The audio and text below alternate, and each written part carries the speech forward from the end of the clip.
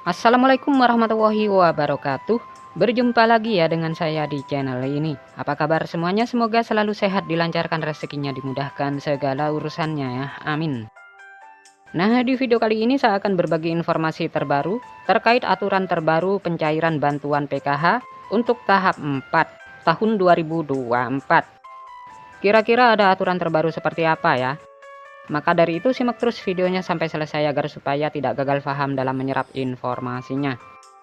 Oke, langsung saja pada informasi pentingnya ya, yaitu peraturan bantuan PKH di tahun 2024.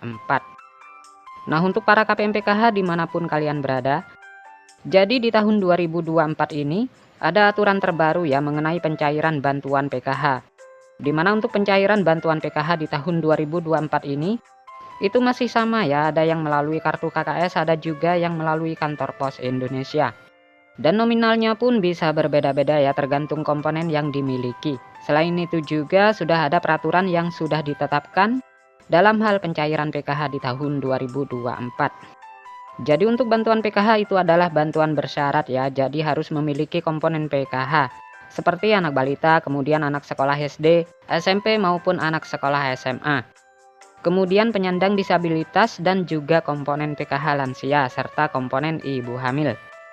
Nah, itu adalah komponen PKH ya. Jadi bukan hanya anak balita atau anak sekolah saja, tetapi ibu hamil pun sama masuk kategori komponen PKH. Kemudian penyandang disabilitas dan para lansia juga. Kemudian dari ketujuh komponen bantuan PKH tersebut ada 13 kriteria untuk menentukan bantuan PKH-nya bisa cair. Jadi yang pertama peraturannya itu kalian harus terdaftar di dalam DTKS.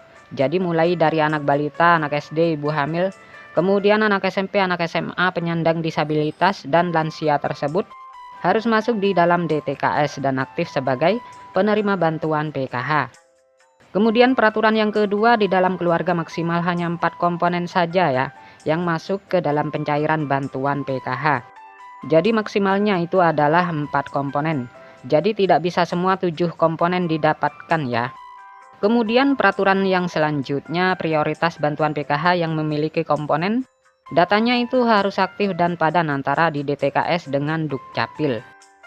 Nah, itu adalah yang harus dipatuhi ya, karena bansos itu datanya harus padan dan valid. Jadi tidak boleh ada perbedaan. Kemudian peraturan yang kelima, jika kalian terdaftar sebagai penerima bantuan PKH anak sekolah, baik itu SD, SMP maupun SMA, datanya itu harus terdaftar di aplikasi Dapodik sekolah masing-masing dan datanya padan dengan DTKS. Jadi tidak boleh ada perbedaan. Kemudian peraturan yang keenam untuk komponen PKH balita. Nah, yang disebut sebagai komponen PKH balita itu adalah hingga anak yang kedua saja ya. Nah, apabila ada balita ketiga ataupun balita keempat dan seterusnya, maka sudah tidak dapat dibilang penerima bantuan PKH lagi ya, karena cukup dibatasi sampai balita kedua saja. Kemudian selanjutnya peraturan adalah komponen anak balita, umurnya itu adalah sekitar 0 sampai 6 tahun. Jadi jika sudah lewat 6 tahun itu bukan kategori anak balita ya, tetapi sudah masuk ke jenjang anak SD. Kemudian yang selanjutnya, peraturan ke-8 yang dianggap sebagai komponen disabilitas. Itu hingga 4 orang saja untuk komponen disabilitas. Jadi maksimalnya itu adalah 4 orang ya yang bisa menerima bantuan PKH dalam satu keluarga. Kemudian yang selanjutnya untuk komponen lansia, peraturannya adalah yang dibilang komponen PKH lansia sama ya seperti penyandang disabilitas, yaitu maksimal 4 orang saja yang masuk dalam pencairan PKH. Jadi dalam satu keluarga maksimalnya 4 orang ya untuk penyandang disabilitas dan komponen lansia. Kemudian peraturan yang selanjutnya untuk komponen lansia tersebut usianya harus mencapai minimal umur 60 tahun. Kemudian yang selanjutnya untuk komponen cucu itu juga bisa masuk ke dalam pencairan bantuan PKH, asalkan lolos sebagai penerima dan memenuhi persyaratan. Kemudian peraturan yang selanjutnya yang ke-12 untuk komponen ibu hamil. Nah, yang dianggap atau dibilang komponen PKH ibu hamil adalah hanya sampai kehamilan yang kedua saja. Jadi apabila hamil yang ketiga kalinya atau keempat kalinya, itu sudah tidak bisa dapat bantuan PKH. Jadi sudah tidak bisa dihitung komponen PKH lagi ya. Kemudian peraturan yang terakhir, jika di dalam anggota keluarga memenuhi atau memiliki lebih dari satu komponen, maka yang dianggap penerima bantuan PKH adalah dari nominal yang paling tertinggi dahulu ya. Nah, misalkan ada anak penyandang disabilitas, kemudian juga memiliki anak yang normal yang bersekolah di jenjang SD. Sedangkan untuk nominal penyandang disabilitas dan anak sekolah SD, itu nominalnya berbeda ya, lebih besar penyandang disabilitas dibanding dengan komponen anak SD.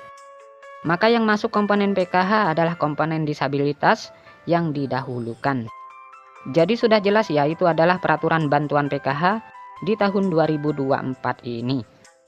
Nah, sementara untuk jadwal pencairannya, untuk tahap 4 ini kemungkinan akan disalurkan di bulan Agustus tahun 2024. Sementara untuk tanggal waktu pastinya kita tunggu informasi selanjutnya. Nah, sekian dulu. Assalamualaikum warahmatullahi wabarakatuh.